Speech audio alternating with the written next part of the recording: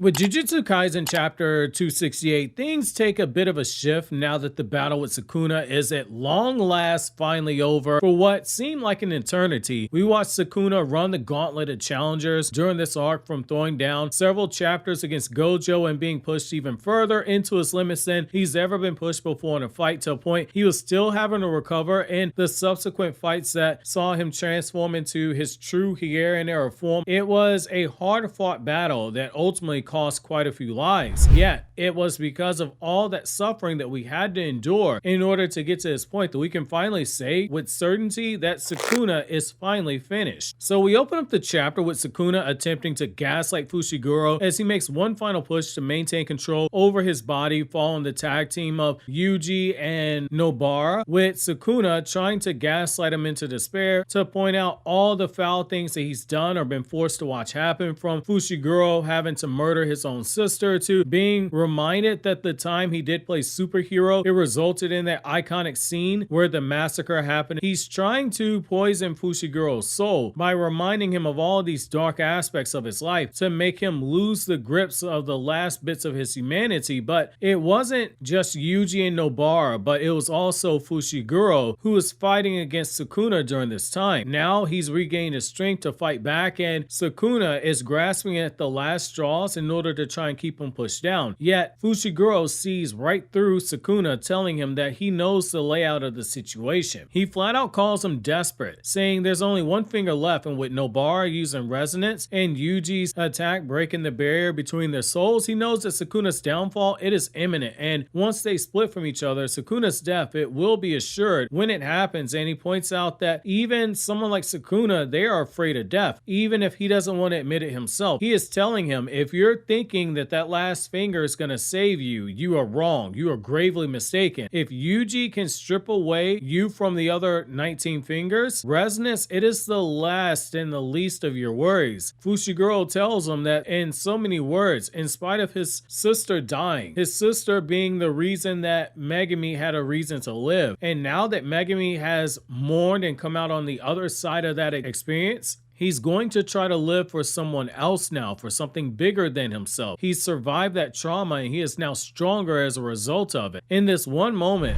what the story manages to do is shift from being very subtle in the storytelling to letting us know that Sukuna, despite how unstoppable he seems, he is mortal like everyone else, and he is afraid of dying via his actions throughout the entirety of the story, to now the story is just outright telling us that this is the case. Sukuna might be the king of curses, but at the end of the day, he was someone born into this world as a human, and one thing that all human beings have in common is that at some point we all have possessed a fear of death. And as expression goes, you never know what a person's true character is like until they are on their deathbed or they're facing their own mortality. And that's what we're seeing at play here with Sukuna. It's just enough to push home the narrative without bogging down the build up towards the conclusion of the fight. We see the domain barrier shattering as Yuji knocks Sukuna backwards with a punch that manages to completely free Fushiguro from Sukuna's control. They are now freed and separated, and we see this distorted, gruesome figure that is the true fleshy form of Sukuna that is quickly deteriorating into that pathetic clump of flesh. And it's in this moment that the finality hits you. The once mighty king of the curses and the strongest jujutsu sorcerer of all time, he has finally been defeated. And what was once a fearsome foe with several arms is now merely a small insect that doesn't look anywhere near as intimidating as what his impact on the story was. And we see Sukuna follow the trend of other shonen series in recent years, like with My Hero Academia with this final villain, and Demon Slayer with this final villain, where the big bad guy at the end of the day looks like a deformed version of what they used to be, and it is a fitting representation with each of those characters. Without going into spoilers, which it now includes Sukuna, they had the ugliness of their souls exposed for the world to see right before their timely death. This leads us to Yuji standing over Sukuna, telling him that the fight, it is over, and as he picks up what remains of Sukuna's body, he does the most Yuji Itadori thing ever. He shows the humanity of his character by telling him that Sukuna Sukuna is he himself. And we get this really great monologue from Yuji where he says that as humans, they are all born into this world, carrying curses to some extent. But it's the decisions that we make as we live our lives, and it's the people we meet along the way that determine whether or not we turn into monsters. The whole reason why Yuji wasn't one to turn into a monster like Sukuna is because for his lifetime, he had his grandfather who was there to serve as an anchor for him. And even after his death, the lessons and experiences of his grandfather, they still served as a bit of a beacon for him to follow as he navigated this ugly world of jujutsu and cursed spirits. It's almost as if Gege is trying to tell us that had things turned out differently for Sukuna, the way that they did for, say, Yuji, he could have easily been someone who was good and pure of heart, which in a way, that does work. It goes back to the whole Japanese belief of yin and yang that you see in so many of these shonen stories, which I can kind of see how Gege is setting this up for a payoff for the conclusion of Yuji and Sukuna. But what happens next is a bit controversial in that you either hate it or you love the conclusion. There is no in between here. Yuji tries to say one more time that he's going to reach out to Sukuna, telling him that to truly live life, it means to exist alongside someone else, alongside others, not necessarily to curse them, which that is ironic given he is saying these words to Sukuna, someone who is as vengeful of a being as there ever existed in this world. And he is definitely someone who is corrupted, and he believes in that school of thought that power is everything, and yet Yuji is still trying to reach him with his words. It's a very sobering and it's a very mature message that Gege is trying to tell us about what the human experience truly is, to try to coexist alongside those who even society has given up on. But true to how Jujutsu Kaisen is, Sukuna shows us the ugly side to humanity when it comes to those very pretty and flowery words that I just spoke to you, which is that ideals, they mean nothing if the other party, they're not willing to meet you in the middle in a genuine, sincere way as a way to try and bridge the gap. And Sukuna, with his last words, pretty much spits in the face of Yuji's offer, telling him that he's a spirit, a cursed spirit, before he fades away. A message to readers that some people, even when you show them mercy, they won't accept it and they won't change.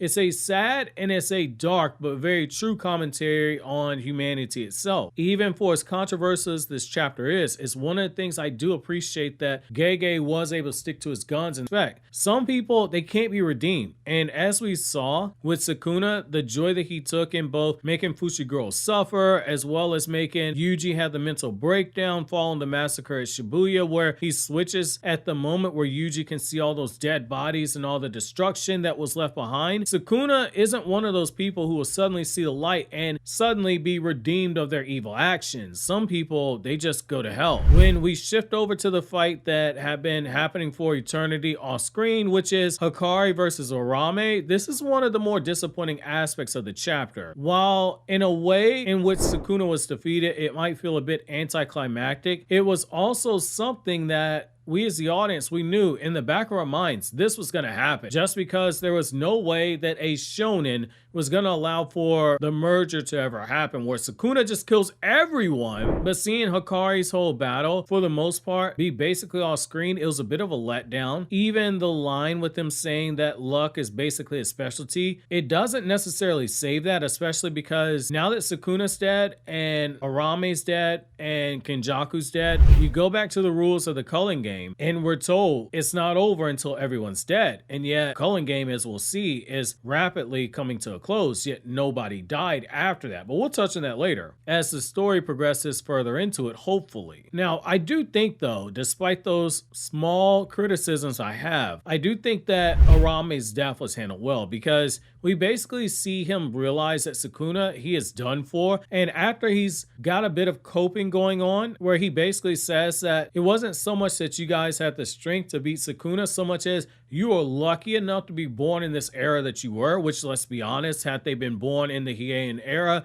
Sukuna would have killed everyone. Uraume basically gives up this fight and he suicides himself instead of trying to continue what is a pointless battle now. And with that, the two final villains of Jujutsu Kaisen, they are done for in what is both an anticlimactic conclusion, but also one that serves as a transition to us meeting the final 3 chapters of the story as the remaining loose ends are tied up again. As we'll see later, hopefully we'll see the conclusion of how the culling game ended the way they did. When we see Fushiguro wake up in his bed and he sees Yuji and Nobara, and they're attempting to recreate the prank that was played in season 1 where Gojo and Yuji, they play a very similar prank in their reveal that Yuji is still alive. It's a wholesome moment with that failed joke, but it's also a grim reminder of all the deaths that had to happen in order for us to get to this point. To see the original trio together, opening the letters that Gojo left behind for Nobara and Fushiguro, it's a reminder that the original 4 that we met at the start of the story, they're missing someone, and it just makes you go back to what Gege said years ago, which is that, and I'm paraphrasing, but for the ending of the story, it was always either going to be 4 minus 1 with only 3 remaining, or it was going to be 4 minus 3 with only 1 remaining. And as we can see, it was the former. But while Gojo isn't here physically in the chapter right now, his spirit is definitely there with him trolling Nobara, sending her a note with the location of her mother that she has no interest in wanting to ever meet.